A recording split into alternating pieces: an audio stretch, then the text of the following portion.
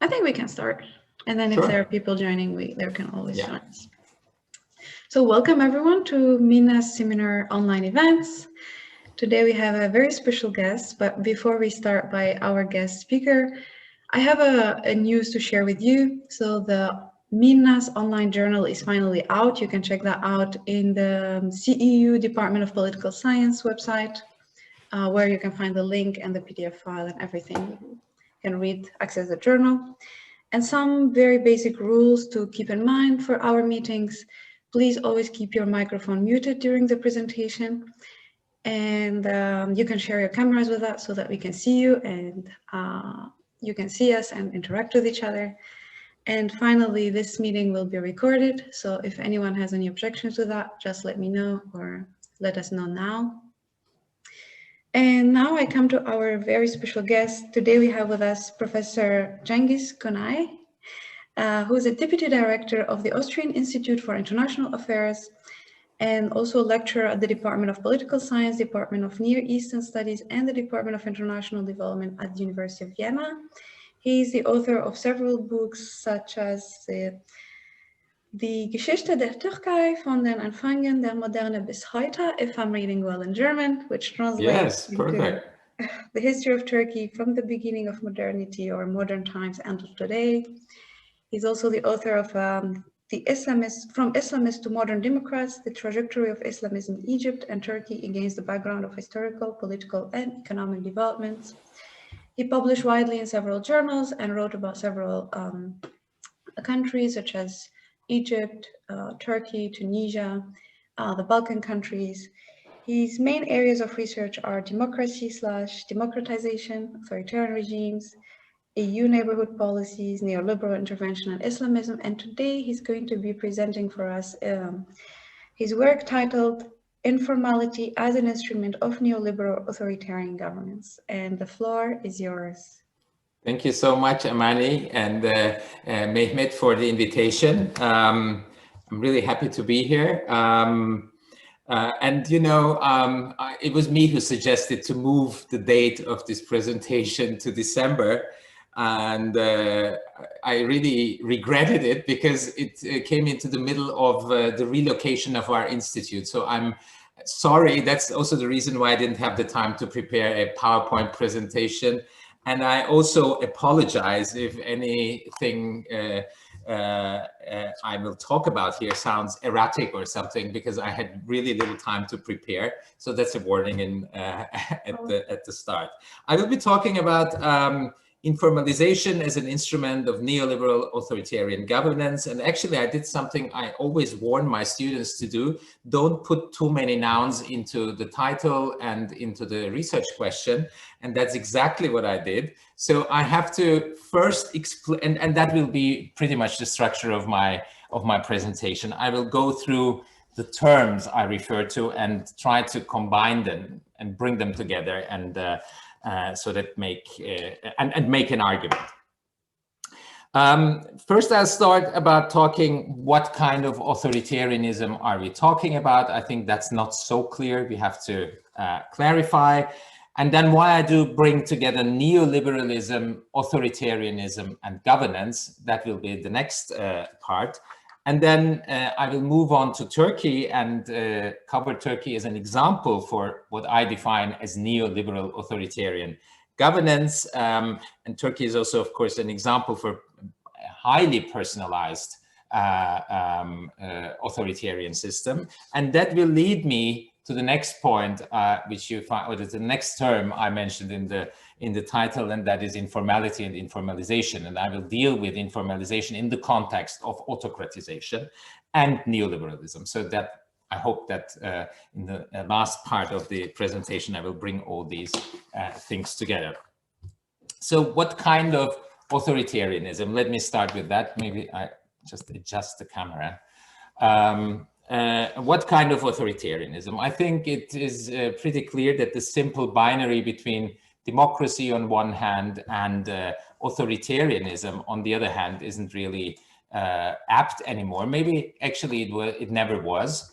And what we can observe from the end of the Cold War on is an emergence of different kinds of regimes that are hybrid, and these regimes bring together or combine democratic institutions and democratic processes with authoritarian practices, structures, and rules. And we can say that meanwhile, these kind of hybrid regimes represent the majority of political systems in the world. Therefore, it's no surprise that there have been extensive debates on the question how to define these emergent regime types, and that are situated somewhere in the gray zone between democracy on the one hand of the on one end of the spectrum, and dictatorship or authoritarianism on the other end of the spectrum.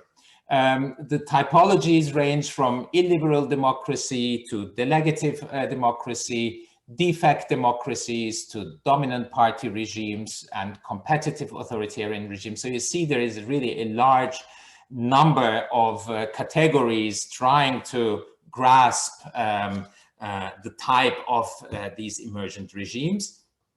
And the similarity between these different categories is that they all combine, as I said, democratic institutions and processes such as multi-party systems, competitive elections, some sort of rule of law with an authoritarian functional logic and the mechanisms and techniques usually applied by authoritarian regimes.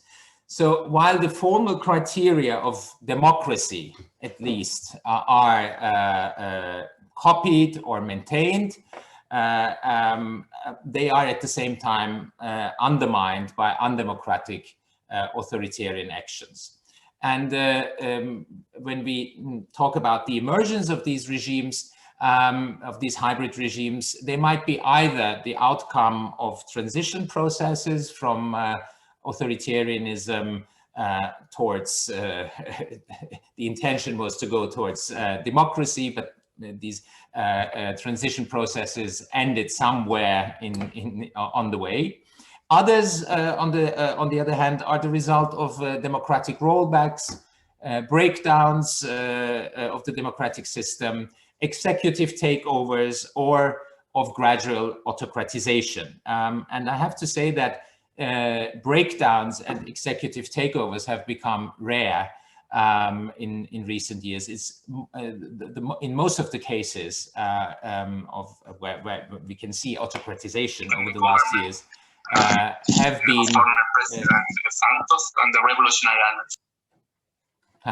have been the results of gradual autocratization. And gradual autocratization, again, is supported by electoral majorities in most of the cases. So we can say that quite often they have come through elections. And again, Turkey will be an example for such a case of autocratization. So this is the framework within we talk about authoritarianism in Turkey. I'll come back to that a bit later. Let me move to the next definition in that sense. So what is then neoliberal authoritarian governance? And there are actually only a few authors who refer to or who link so to speak, authoritarian tendencies, autocratization to neoliberal policies. I know that we quite often use neoliberalism in our discussions and debates, but I think it needs to be also clarified what actually neoliberalism stands for. Usually it has been, or quite often it has been associated with the structural adjustment programs, which have entailed cuts in state expenditures, privatization, and sectoral market liberalization. And but I can say that one can also see neoliberalism not just as an economic program, but also as a political program, because different from classical liberalism, which is mainly concerned with guaranteeing the freedom of the market, which is again organized by an invisible hand. neoliberalism does not believe in a natural market force, but that it rather needs to that the state rather needs to intervene as a regulatory force in order to encourage and cultivate entrepreneurial and competitive behavior. In that sense, it's, as I said, a political project that does not want to limit the state's role in general, but that assigns the state a central role. The state is expected to create the market segments and control its functioning. And Wendy Brown and Harvey and Ferguson highlight that also from different perspectives, that neoliberalism is also a constructivist project in that sense. So, for instance, Ferguson says that in a neoliberal rationality, it's about creating a neoliberal rationality where all conduct is, so to speak, economic conduct. And in a neoliberal rationality, the state adopts governmental mechanisms and ideals from the private sphere and applies them within the state, so that even core functions of the state are either subcontracted out to private providers or run, as the saying has it, like a business. Instead of ideological solidness and coherence, the neoliberal rationality requires from political entrepreneurs marketing skills and managerial know-how. And this has gone hand in hand with not only de-ideologization, but also the depoliticization of the political sphere. And instead of political or outright ideological approaches, what has been praised in the framework of a neoliberal rationality are things like pragmatism, flexibility, adaptability. These are the attributes that are praised and have become also important characteristics of and justifications for authoritarian neoliberal governance. And interestingly, there is a statement by now President Tayyip Erdogan, who once said, "Türkiye'yi şirket gibi yönetmek istiyorum. I want to manage Turkey like a company." And this points out how a neoliberal logic has infused actually his authoritarian policies, or how a neoliberal logic has been used to justify authoritarian policies. For instance, the presidential system that was introduced in 2018, that has entailed the bundling of all executive powers in the hand of the strong leader of the presidency, has been praised as speeding up decision processes, streamlining decision making processes, and for instance, advisory boards that were created around the presidency have been seen as more effective institutions than the established state agencies and ministries that were kind of depicted as rotten and slow and an obstacle to speedy decision making. And speedy decision making has been seen as or also propagated as a requirement of Turkey adapting to a chaotic, hostile and competitive world.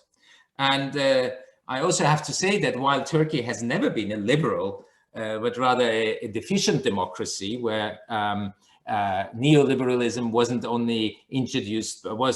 introduced by the government, by the AKP government, but much earlier in 1980, after the military coup, similar to Chile, by the way. One can say that in the early 2000s, Turkey has experienced short phases of liberalism, of progressive and inclusive neoliberalism, which entailed the opening towards different identity groups within Turkey. The idea was to bring in these different identity groups, such as Alevis and the Kurds, for instance, into a national market, so to speak.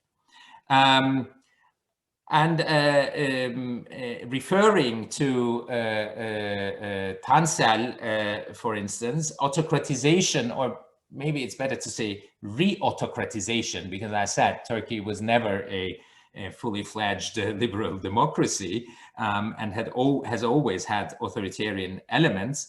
But what we can see from 2008 on is a harsh introduction of more authoritarian policies. So in that sense, re-autocratization from 2008 on can be, or as Tansel defines it, is a sign of a decreasing will to consensus seeking and expressions of more confrontational policies in the wake of the 2008 financial crisis.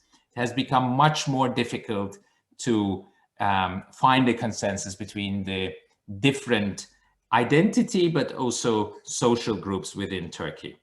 And Tansel again, and earlier Akça, Berkman, and Özden highlight that constitutional and legal changes, such as the narrowing down of the, which have entailed the narrowing down of the democratic arena to elections only, and the securitization and later also criminalization of any political activism in the public sphere, and which has also gone hand in hand with limitations on labor rights, have been presented by the government as necessary reactions to society, to a societal and economic crisis, and to prevent insecurity and guarantee stability.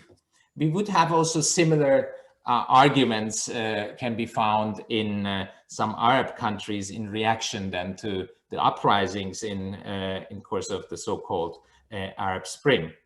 And this is actually, these justifications highlight the area where a neoliberal logic meets authoritarianism.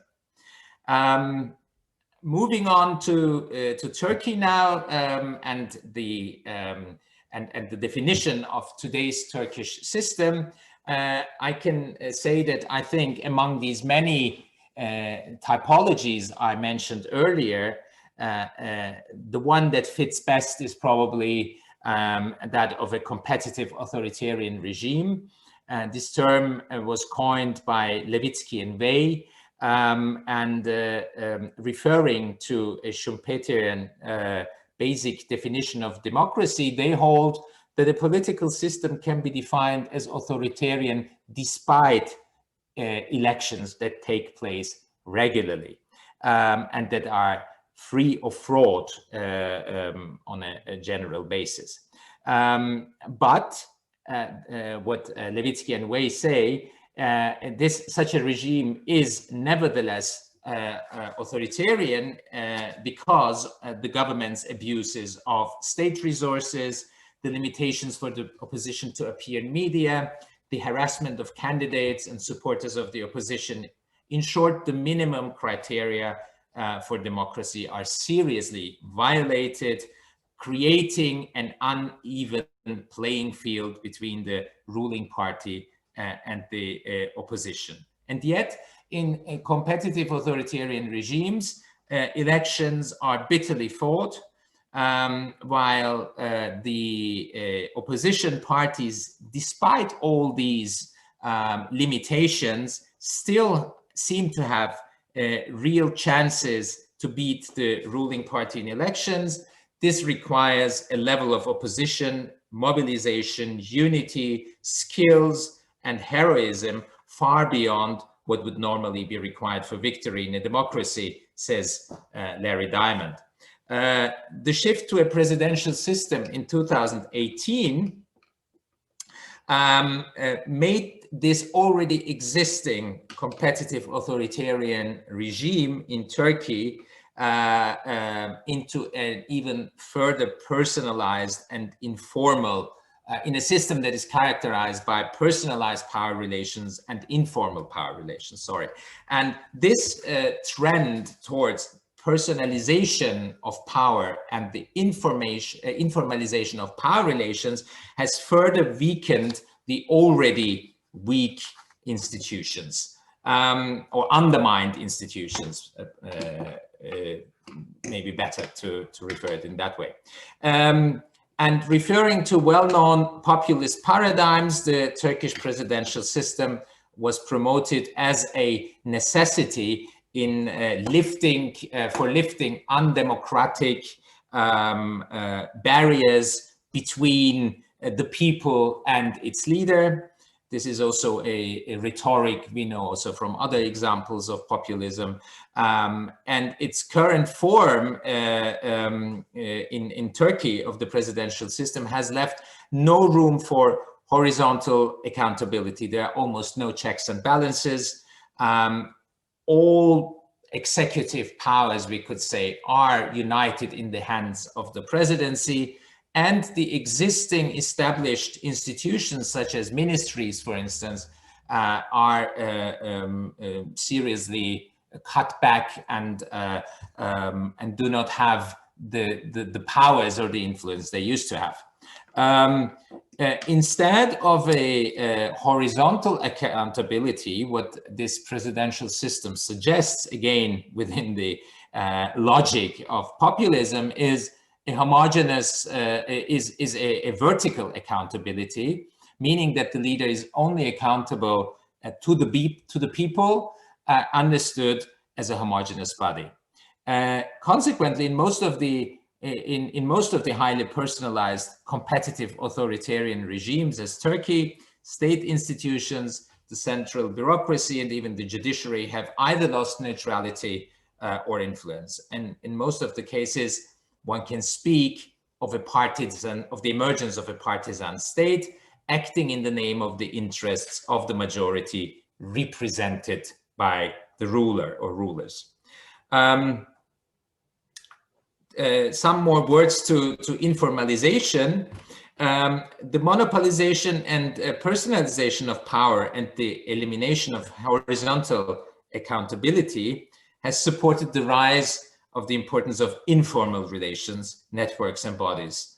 Having said that, it's important to stress that informal relations, networks, and practices are not a new phenomenon, and they are an integral part of Turkish politics, and they're also not only a phenomenon that can be observed in authoritarian systems. Informality can be rather understood as a broad, generic concept that encompasses a wide range of activities, social, political, and economic, that occur outside of the formal sphere. And I think that, I mean, the study of informality and of informal relations is a particularly challenging subject because, of course, these things are not transparent and they are hidden. So you have to look behind the facade of things. I suggest that it's also important to leave some normative approaches behind, which I find quite being the case in many publications on the matter. So, informality is often defined as a detrimental force that disrupts and undermines democratic consolidation, but which is, of course, truly partly true. But you can also look at informal relations and rooms and the opportunities they provide and how they often support and sustain the state when you leave such normative approaches behind. And as I said, informality is not only a part and parcel or it is certainly a chosen technique of governance by authoritarian regimes. But of course, you do also have informal procedures, institutions, and relations within established democracies. And without them, you can't really explain the functioning of a system. So, for instance, something that occurred to me recently is Donald Trump's refusal to give a concession speech is, for instance, such a crisis or a potential, an instant for a potential crisis where actually something in the informal area took place. There is nothing in the constitution that the one who loses the elections has to give a concession speech to accept the victory of the other candidate. And nevertheless, it is a tradition and part and parcel of the American system, and has caused a lot of concern among many Americans about the future and or the potential effects on the stability of the American democracy. Yeah, so the point I want to make here is that informal practices, as I already said, can support and stabilize the state, or they can undermine it, and it depends on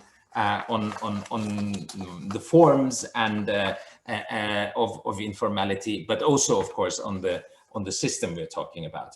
In our case of Turkey, informality has been an instrument that was or has been implemented consciously to bypass established institutions and hierarchies. In the case of Turkey, informality is not just an unwanted consequence of structural reforms, but it has been a deliberate technique of governing, as I said. And this is also the case, as Levitsky and Way highlight, for most authoritarian regimes. And it is in Turkey the informal guise of the presidential system that guarantees, beyond the constitutional arrangements, the concentration of all executive powers at the hands of the president, who controls also a large proportion of state finances without accountability, and delegates remarkably little of his authority on important matters. In that sense, only the apex of executive really matters. No one at lower levels within the system dares to make any decisions that would have further consequences. And this system, this power system, has further supported neo-patrimonialism, a system where formal institutions are in place, they exist, but where the lines between the political and the private become increasingly blurred. The patron redistributes public resources through informal patronage networks. And in that sense, coming back to neoliberal, where does neoliberalism come into the picture? Celia Harder's accounts referring to the Mubarak regime in Egypt, and this is also the case for many other developing countries, that together with neoliberal interventions, a social contract of informality, which foregrounds personalized relations as the basis of social solidarity, material distribution, and professional promotion, has increasingly replaced enforceable citizens' rights. And in Turkey, over the years, through this neoliberal patronage, neoliberal patronage system, or neo-patrimonial system, the government has created a bloc, a pro-government bloc around the ruling party. And this pro-government bloc is an informal alliance system that joins economic interests with the interest of political privilege and domination, and which links the local, regional, and national levels to each other.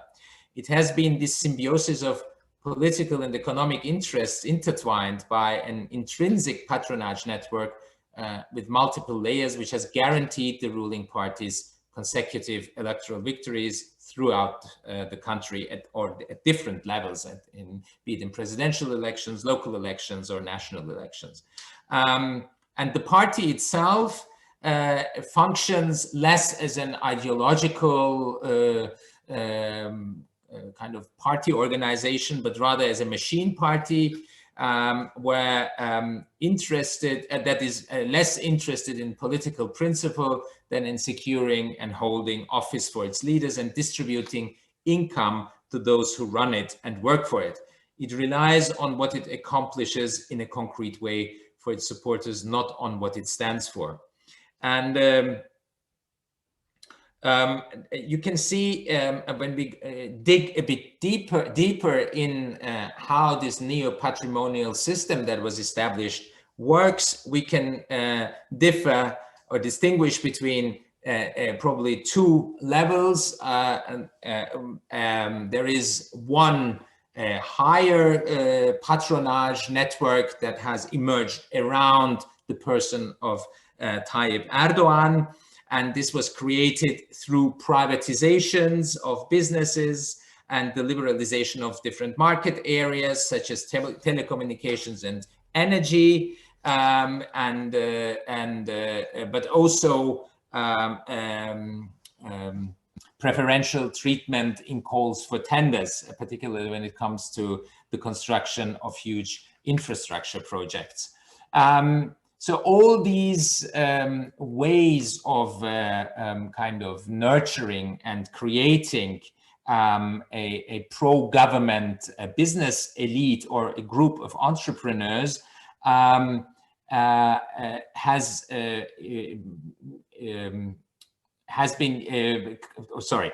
this pro-government group of entrepreneurs has been created by the partisan use of the state resources. So state policies have accommodated an emergent network of privilege through protection, preference in public contracting, as I said, subsidized energy, land appropriation, low prices, and other means.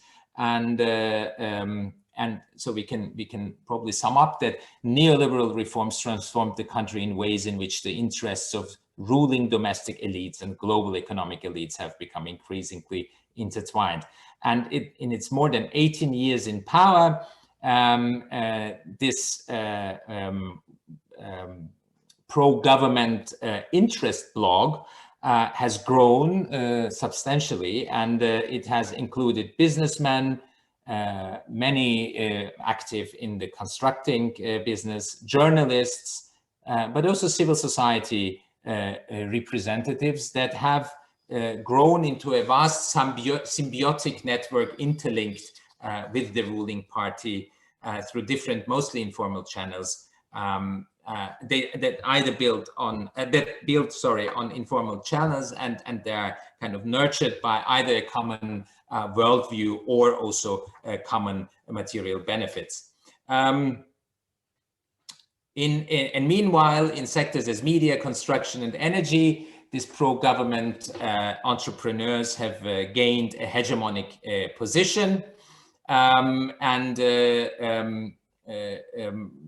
we can speak of a crony capitalist system that has emerged in Turkey around the presidency. And again, here we find a lot of similarities with, particularly with the Mubarak regime in Egypt, similar to that, to the era of Mubarak in Egypt. What the Erdogan regime does now is to appoint prominent cronies into ministerial posts. In many cases, the ministerial responsibilities overlap with their business activities and interests. And prominent examples are, for instance, the health minister Fahrettin Koca, who owns one of Turkey's largest private hospital chains, or the Minister of Tourism, Mehmet Ersoy, who owns one of the country's largest tourism agencies. And again, here, the justification for the appointment of cronies into high posts, political posts, is that they are kind of experts in their fields because of their economic and entrepreneurial expertise. Here again, a legitimation or justification with neoliberal references. But it is to say that neo-patrimonialism has also created dependencies on both sides. And as much as these pro-government entrepreneurs are dependent on the government, on the other hand, the government is also dependent on the support of these cronies. Pro-government companies, for instance, play an important role in keeping up the flow of money, the money, or quite a lot of money they make due to preferential treatment flows back to the party and then through informal channels to clients on the other hand. So in that sense, the party serves as a platform for redistribution. And this has also opened the door for opportunism at all levels. And this is again a quote in reference to Mubarak's Egypt that is perfectly valid also for Turkey. If you're a young businessman who wanted to get ahead, or a small trader, you joined the party. So a lot of this membership was accommodation without commitment.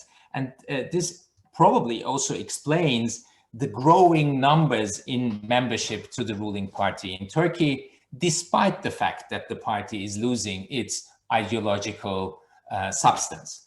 And on the other level, so this is the patronage network around the presidency, but at the lower and mainly at the local levels, there are also patronage networks where the party plays an even bigger role as a machine that provides access to state resources, but also jobs, for instance, within the public sector.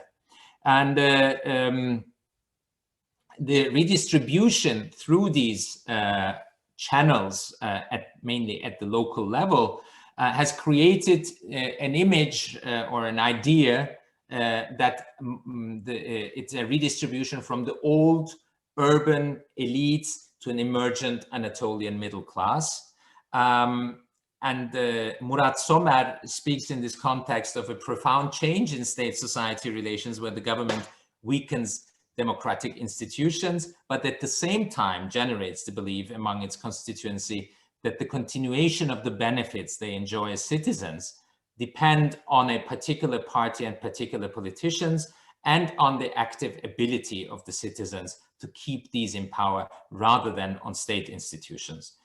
So as a result, many, particularly those segments of society who had long felt excluded from the system, enjoy a new sense of inclusion, empowerment, and agency. And this has been another factor why many people have joined the AKP as members. I don't know how much time do we have. I could either stop here or also talk a bit about, or we can do that also in the Q&A part, how this has affected the field of foreign policy making. It depends how much time more do you think that's going to take? 10 minutes or so. We can stop here and I can touch on that in the discussion if you like. Okay. Yeah, maybe that would come also in the Q&A. Yes. Thank you. Thank you. Now we open the floor to a Q&A, so feel free to either use the raise hand function on Zoom or directly raise your hand or wave to me or to us. Okay, I can start if you don't mind. So going back to this neo-patrimonialism, neoliberalism debate, I mean, it occurs to me that these are partially mutually exclusive terms in the Turkish context. So yes, Turkey represents some of the elements of neoliberalism, in terms of this informality and emphasis on technocracy. But so especially in the last 5 years, what we observe is that the government does not create a consensus with the big capital groups. Rather, it created 6-7 capital groups with its own hand. So in this sense, it's not a perfect market system.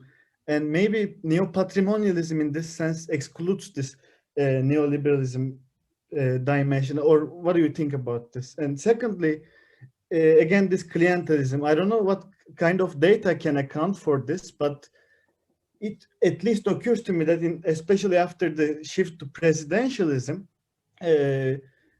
membership of parties stagnates, or at least parties' role in the campaigns slowly declined. And that means these clientelist networks should have stopped. or at least, you know, diminished somehow. I mean, I don't know, again, what kind of data can account for this. So like, for example, in Western Balkans, this party membership-based clientelist networks are still very strong, whereas in Turkey, I don't know if these continue. So can you also talk a bit about this? Yeah, Sure. Thank you very much. Thank you. Shall I react to that question immediately, or yeah? Yes, Yeah, okay, thank you. I'll start with the second one that seems to me easier than the first one to respond to. I don't think, I think the role of the party has changed a lot in Turkey, you're right, and particularly with the shift to the presidential system.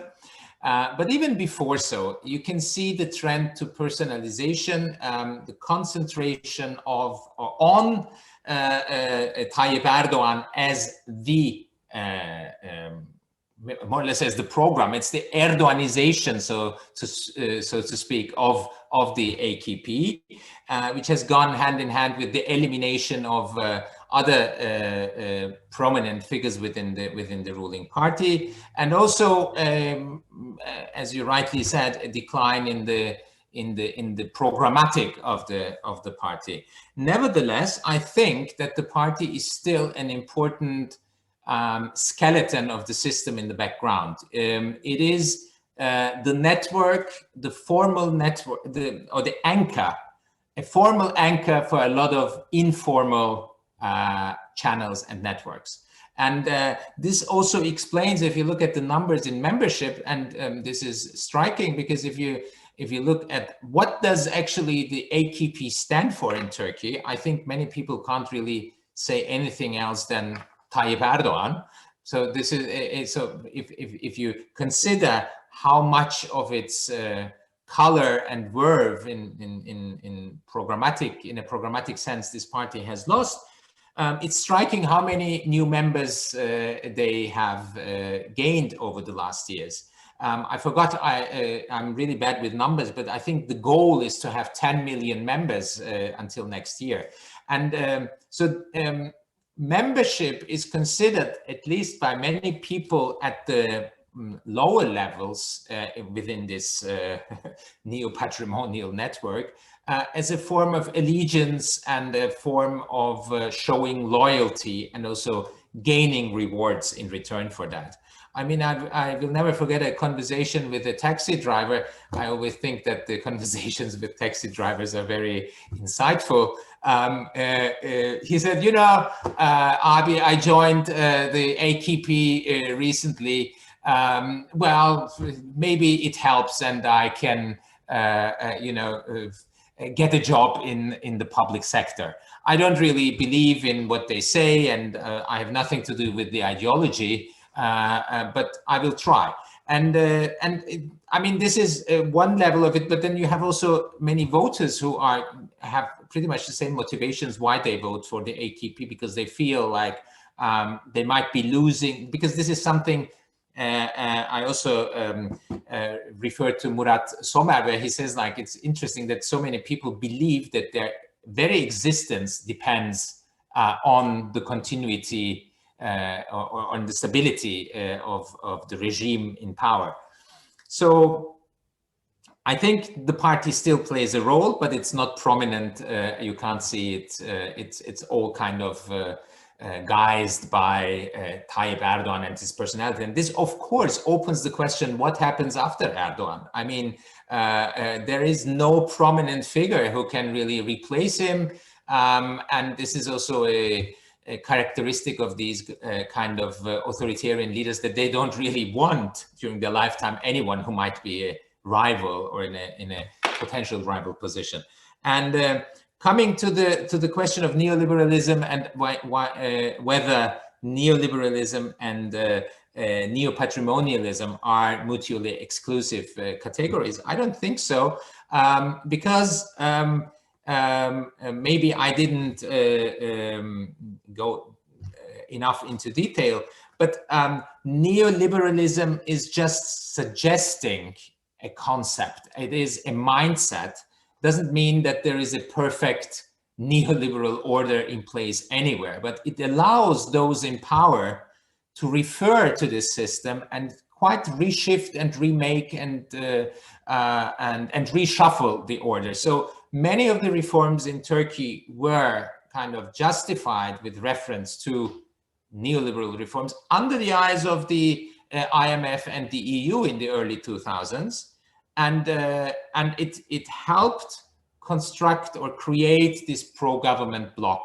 And I think it's not really, in that sense, it's not mutually exclusive. It would be if there is a perfect neoliberal market, but there isn't. You always have the state involved in it. And this is actually, it's not even, there is no perfect liberal market. That was contradictory to what I said earlier. But I mean, the state is always involved, but because it very constructs this market, and it controls it, and it sets the terms. So I don't think it's mutually exclusive in that sense. Okay, I think I saw Anil and then Daniel. Yeah, thank you for this interesting talk. I actually have two questions, or one and a half question. So, I mean, not that it is a criticism to your argument, but in the AKP's membership case, it is not just as carrots or what people expect to be rewarded. It is quite the opposite, actually, that many people think that they will be penalized if they are not. Sure. Yeah. And not to sound too pessimistic about the analysis on Turkey, but the membership numbers are flawed like anything in Turkey. So, you know, many of these statistics and the claims on the new members prove to be wrong, in the sense that they, without people's consent, they somehow add names to their list. So I think this could be an issue to consider. The second is, so this is kind of a comment. The second is, I would be very interested if you can tell a little bit more about what is special about Turkey in the sense, because all these informal institutions, the clientelistic and the patronage networks, are very much present almost every semi-authoritarian or hybrid regime, right? So I would like to hear like what makes Turkey in that sense the case to look at. And this is and I'm from Turkey, so personally I'm interested in this.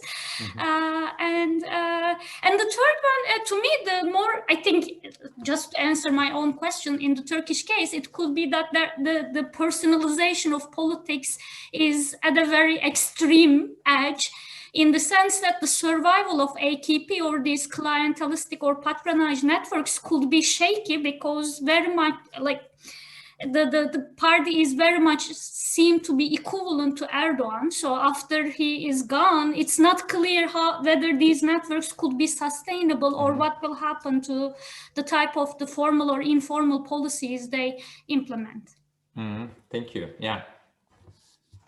Shall I go for the response? Yeah, thank you. No, I absolutely agree that numbers are flawed. I think that's so we always have to have a critical stance towards the numbers that are presented. I agree. Nevertheless, I think that, and it's also true what you said, that people fear that they might be punished if they don't kind of show their allegiance to the party. That is also a very important motivation. I agree with that as well. You're right. I'm not sure if maybe my argument isn't to say that Turkey is special, but actually it is because where I come from, or my approach to that is that we do have in when it comes to the rise of authoritarianism and autocratization, a lot of case studies that focus on a particular case and don't kind of go outside this case and compare it with others. Actually, what I'm saying is it's pretty common what happens in Turkey. I wouldn't say it's special, and it's the contrary. It is. Because it is sometimes treated as a special case, and I would say it's not. It is actually, you find a lot of the developments in Turkey in place also in countries as Egypt under Mubarak, for instance. It's striking when you look at how crony capitalism worked there and how under the presidential system in Turkey, things are now implemented as if they're copying things. So in my view, it is, as I said, it's probably not so particular, and it's rather, it makes it more comparable with other cases. And I forgot your third question or your third comment, I'm sorry. No, I was just curious. I mean, maybe later on it is not urgent, but if it is comparable, do you see the same degree of personalization of politics, or, you know, these parties, ruling parties, being equivalent to their leaders? Yes, I see the tendency everywhere, even in countries that are not as authoritarian as Turkey. I mean, you would see, generally speaking, a trend across the globe that is moving away from kind of emphasizing party program, ideological references, and so on and so forth, moving more to personalities. If you look at political campaigns, electoral campaigns across Europe, you don't see any more substantial slogans. You just see faces with very general slogans. I forgot the slogan of the Social Democrat Party last year, but it was something like policy for the hearts or something. It's like, and you would see the leader of the party. So there is a general trend, and in these systems that are that we can define as a competitive authoritarian, you see even more so this trend of personalization. I have been doing some work together with a colleague, Vedran Čić, who is working on the Western Balkans, and it's striking when you compare developments in Serbia and how prominent Vučić has become, and how kind of his party has lost in profile in that sense. It's striking, and I would say this is also something. I don't want to bring everything back to neoliberalism, but it is an effect of depoliticization and de-ideologization. So it's difficult to kind of foreground parties when they at the same time kind of embrace attributes like pragmatism, flexibility, and these kind of things. So it's the leader who represents this flexibility, pragmatism, and who takes the decisions for all of us.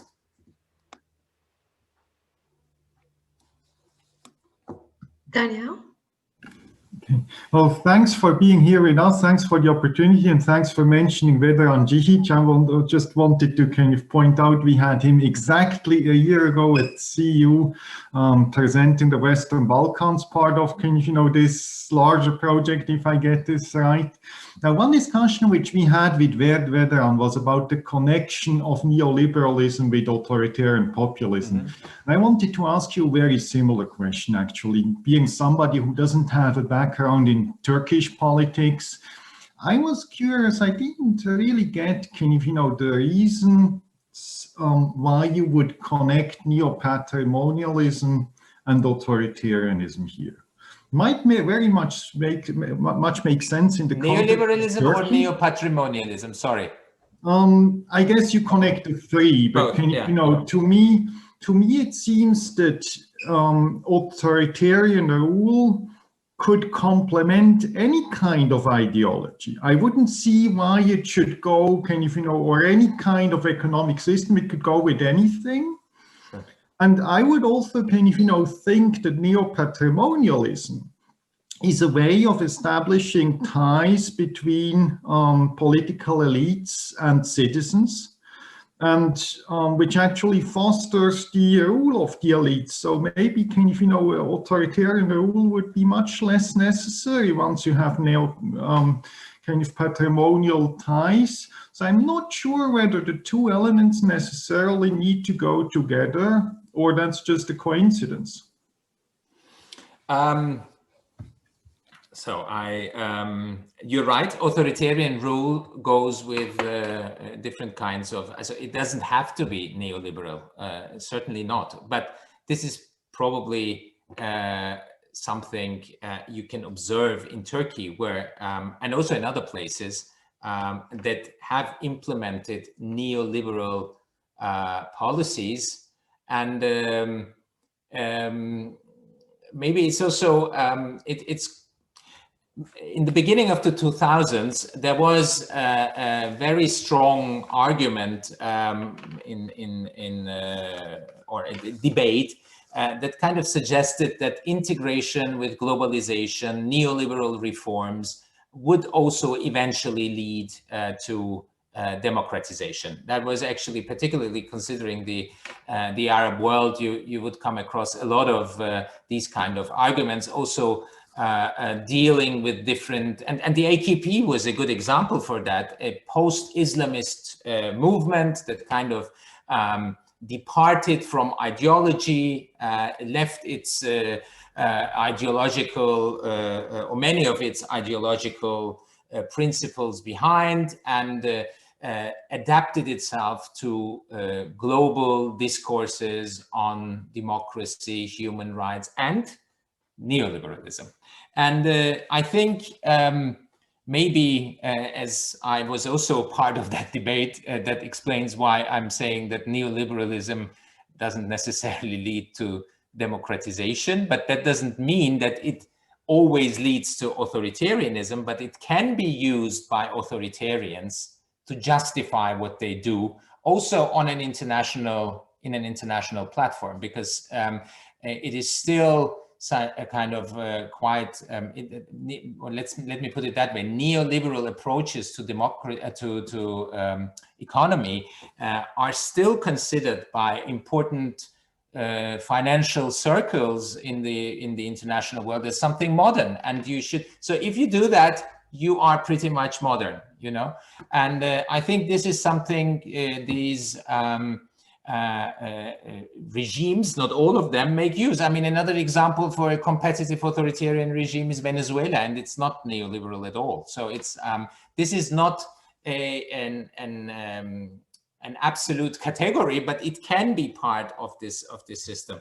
And the other thing you mentioned on the second part of your question on neo-patrimonialism, whether you would need authoritarianism because you can establish links with, of course you have neo-patrimonial or clientelistic systems in place also in democratic regimes, and there are many examples for that, not only in the global south, but also within Europe.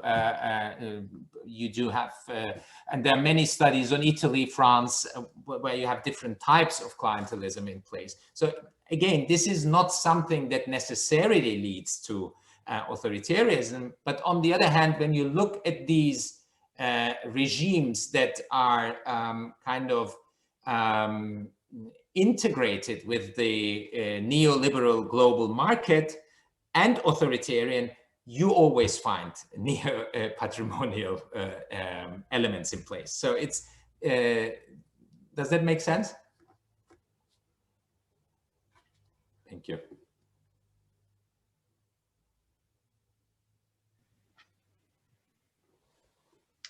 Are there any other questions?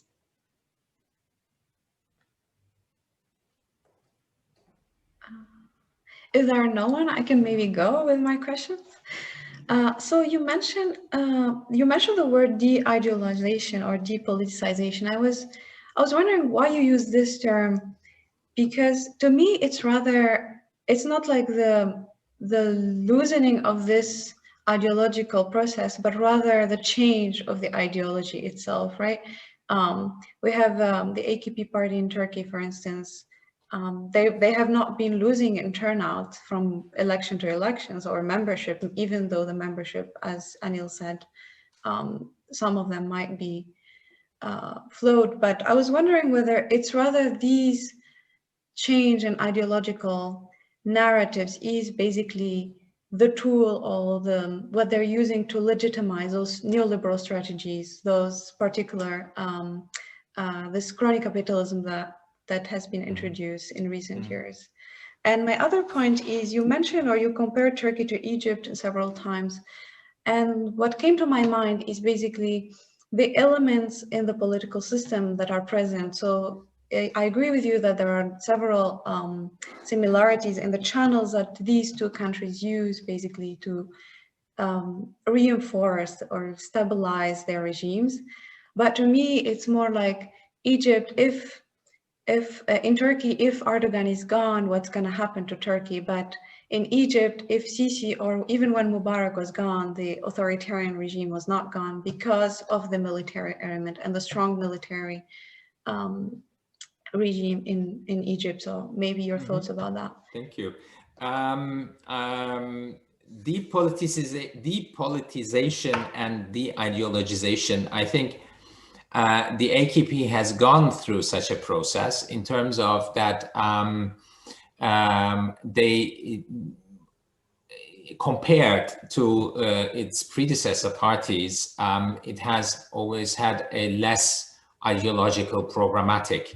And interestingly, there are some studies that include interviews with people who are feel part of the AKP and are members or voters of the AKP. And most of them state that they that was done in the early 2000s, but I think it's in that sense, the motivation of voters has also shifted in time. But at that time, many people stated that actually they feel attracted by the AKP because it's not ideological. It is like a platform that kind of includes different ideological tendencies and people as well. And there was also a time in before 2010 when there was a kind of opening also towards the left in Turkey, for instance. It is pretty much, you could compare it with what Sarkozy did in France at the same time, including people from the left, for instance. Ertuğrul Günay was a prominent figure. He was the Minister of Tourism and was before member of the, and even minister under the CHP governments earlier. So this points to a less ideological kind of positioning and a certain openness. That doesn't mean, and this is also defining what Asef Bayat says about post-Islamism. It doesn't mean that they are less religious and their religious principles and also political ideas have gone, but they have kind of resided into the background and they are kind of guised by other things. So it's more a reference less than to political, certain political, less than influencing certain political programmatic. It is something they would refer to when it comes to values and lifestyle and these kind of things. But the AKP didn't have any problems in having good relations in the beginning with Israel, for instance, and or also kind of pushing forward with the reforms for EU membership. And then it turned out that at least the EU membership process was kind of instrumental also to reshape the political and also the economic order in the country. But I would say it is not an ideological movement, and even less so now, the ideology is Tayyip Erdogan. And so people, most people are motivated by kind of supporting the big leader. And that's also why it's interesting. I think there were, I read somewhere there were interviews with people before the local elections was it last year? Yeah, in 2019, where people said, interviewed like, who are you going to vote for? And they said like, for Tayyip Erdogan. He didn't even stand in the elections. He wasn't even a candidate, but people don't care. Most of the ardent supporters of him and his party would elect for anyone he would present. And the comparison with Egypt, I mean, that's always the problem with comparisons. I rather tend, and I didn't do here, but I rather tend to speak of family resemblances between systems because it's less compromising.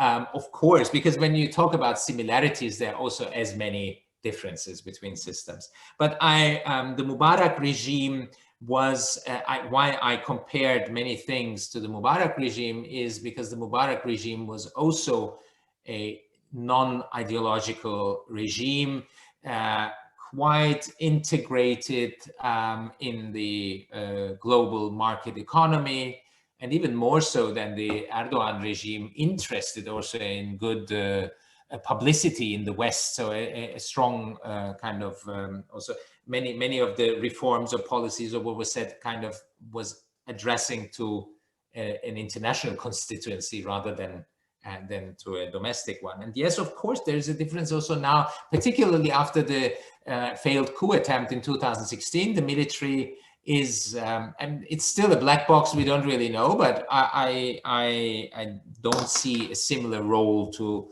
the one in Egypt, the one in the army has played after 2013 in Egypt.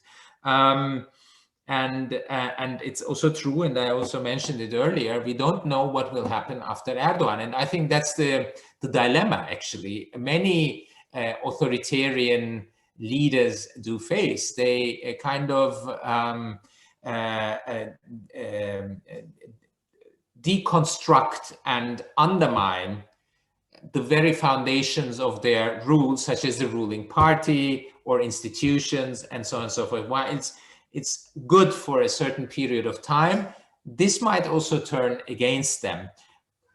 There can be several instances, like succession is such a moment of crisis that where like many of these tensions surface all of a sudden, and where the system, it's difficult to predict whether the system can manage to adapt itself.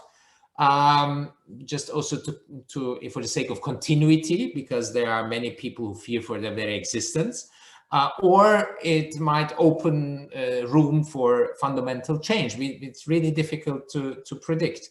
And also whether it's going to be more authoritarian or less authoritarian, we don't really know.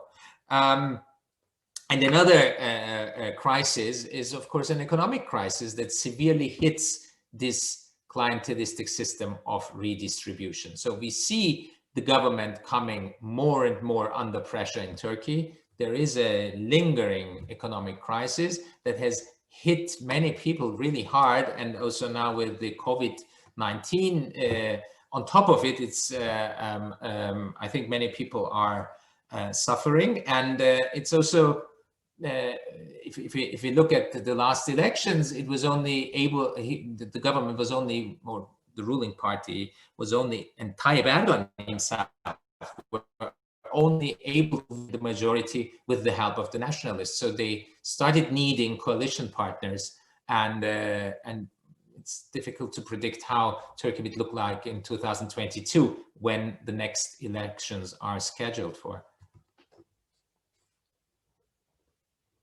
Yeah. I see a question in the chat. Yeah. Omar, you want to read it out, or shall we read it? Yeah. Hi, do you think the regime is powerful enough to leave an ideological and human source heritage for the post-Erdogan period? Or should we see the current regime as ideologically flexible and its human resources as an opportunistic community? Yes, to all. I think of course the Erdogan regime will leave a footprint when we look at it in the historical perspective, because not only that this government has been in power now for almost 20 years, this is a very long period of time. And many institutional reforms have taken place, and also these informal channels and institutions I mentioned have become, of course, somehow consolidated. So it's like they won't go away like with this. And I think they have also, and what also the populist approach to politics and the majoritarian understanding of democracy and all that has also had an influence much beyond the constituency of the ruling party. So when I look at political debates in Turkey, I think it's extremely polarized, and there is a very little tolerance for different ideas and approaches. This will be really difficult to bridge and reconcile, a bit like in the US, what we see there also. But even more so because, of course, of these authoritarian experiences, and so many people are currently suffering in prisons or other sanctions and are discriminated against. So this will be difficult to heal.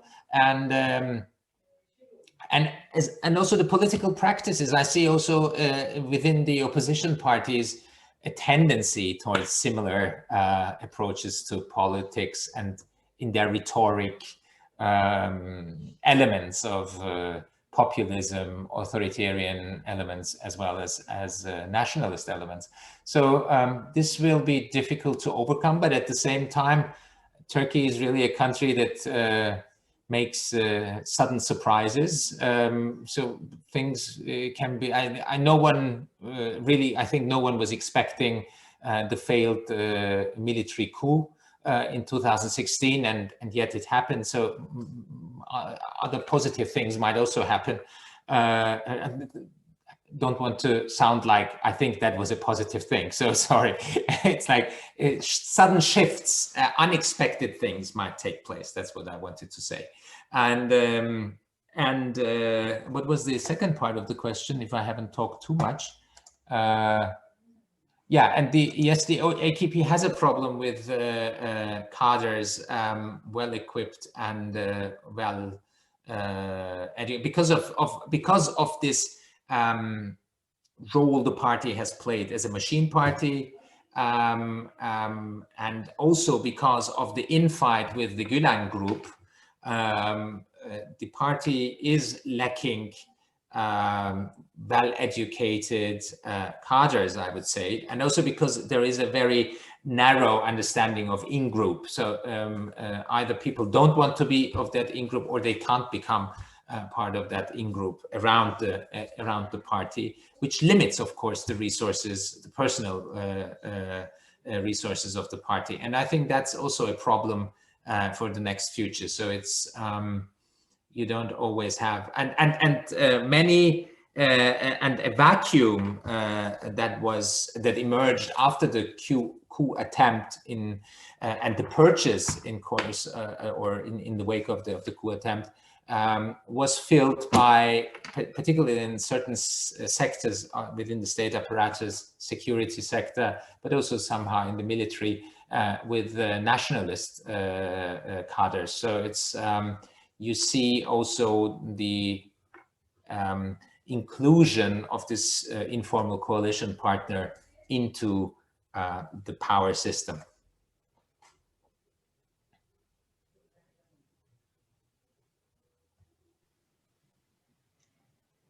Okay. Are there any more questions?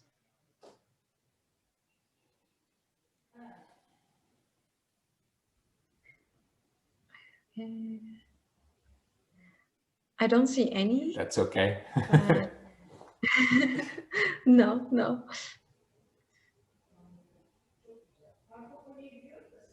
Okay, so I guess we can end this meeting.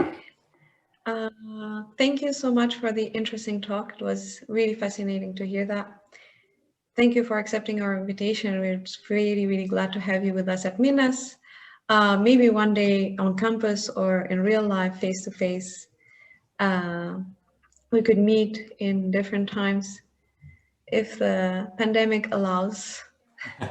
But thank you all for your participation, for the questions, and thank you again for the interesting talk. Thank you so much for having me. And let me just say that we at the Austrian Institute for International Affairs are always open for any kind of cooperation. If you have any interest in approaching us, please do so. We are, I'm not sure if you're all based in Vienna now, but once you are, please come and visit us and let's meet in person. I'd be happy to. Thank you. That would be really nice. Thank you. All the best. And Happy New Year. Thank you. Yeah, Happy New Year to all of you. Bye. Thank you. Bye.